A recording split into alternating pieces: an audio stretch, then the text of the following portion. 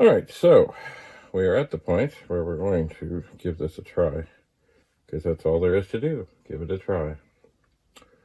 And the two connectors I need to be worried about in reconnecting are this one and this one.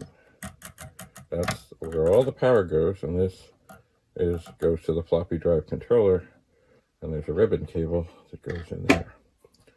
So basically, I need to take the rail, put it back in, probably secure it with one screw, and plug it all in.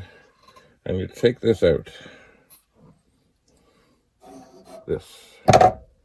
Oops. Yes, there is the demon battery.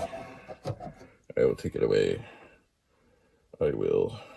It will not be here again. Anyway, so all we can see now is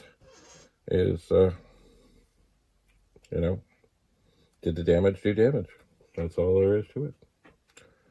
So stay tuned.